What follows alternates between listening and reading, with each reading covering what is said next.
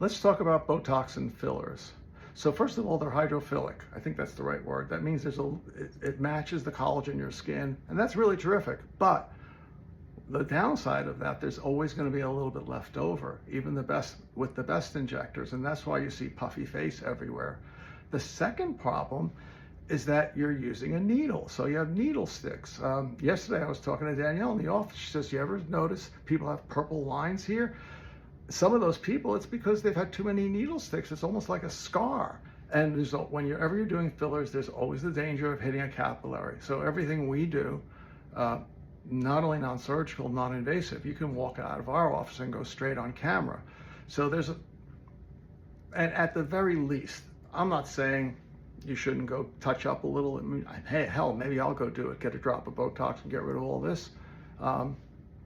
But the point is you'll need less.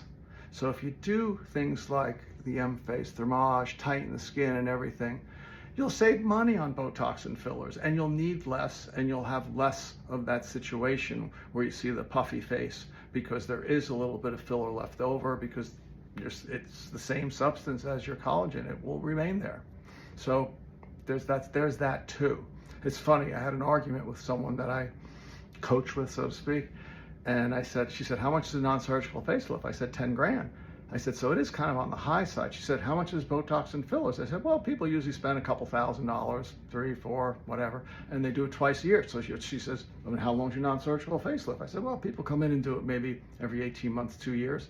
I said, so wait a minute, 10,000 over 2 years compared to like 5,000, 5,000, 5,000. It sounds like you're comparing 10,000 to 20 grand. I said, oh my God, I didn't even think about that. I'm always caring about the people and kind of like not wanting to take the money out of their pocket, because this is no longer, B2B. I used to be in B2B, and heck, charging an advertising agency money, it wasn't their money, but I feel for people. Like I want them to get the best value for their money, and I want to be clear that I'm doing that in my own head, in my own heart.